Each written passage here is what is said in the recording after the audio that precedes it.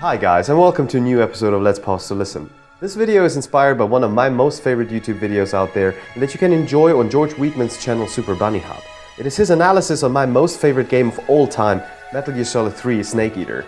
I have never seen a video where the analysis is this good. It goes very deep into the matter and presents skillfully a variety of aspects of the game. He even talks about the soundtrack, about the deliberate campy appearance in the beginning and the tension-driving atmosphere of the caution theme.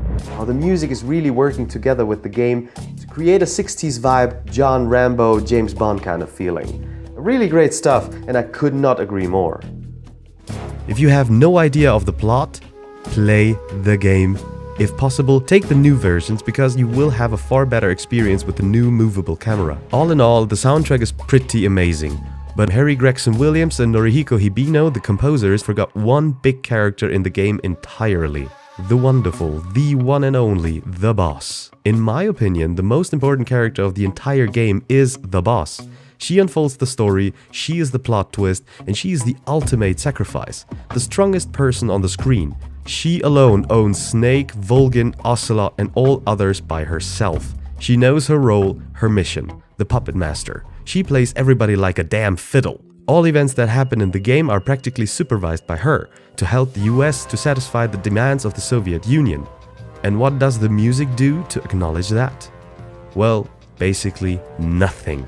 This drama, this tragedy, this storyline, and the music gives the boss nothing? The strongest, most loyal and patriotic woman on earth. And she doesn't deserve a theme. She deserves an anthem.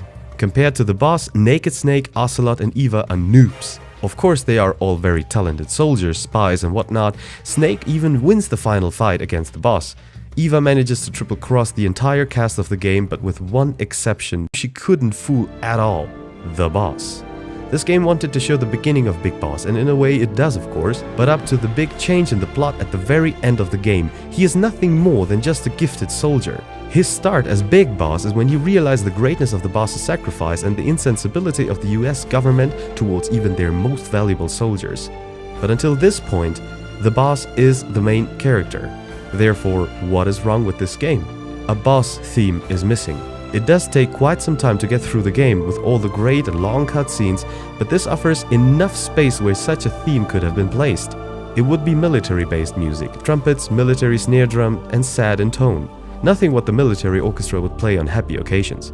It would be in minor, a graceful melody that always reminds the player of the tragedy that is embodied by the boss. I cannot help but think of one movie soundtrack that would be actually perfectly fitting and which Gregson-Williams co-wrote with Hans Zimmer. Whenever I listen to the first 3.5 minutes of the track Hummel Gets the Rockets from the soundtrack of The Rock, I have to think of the boss.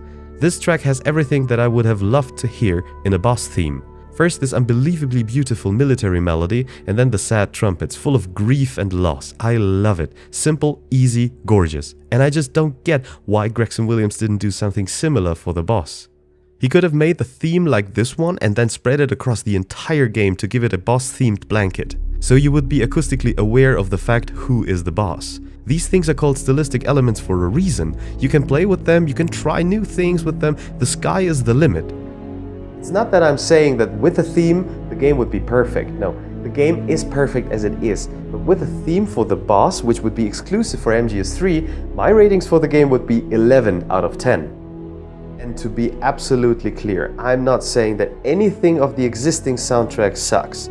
I love it. I do like it very much. I actually enjoy the percussion-driven sound of Gregson-Williams. It's just missing something very important here. I know, it is very easy to point with the finger and to say this is not good, this is wrong. I know who I am, I know who the Hollywood composer Mr. Harry Gregson-Williams and who the video game composer Norihiko Hibino is.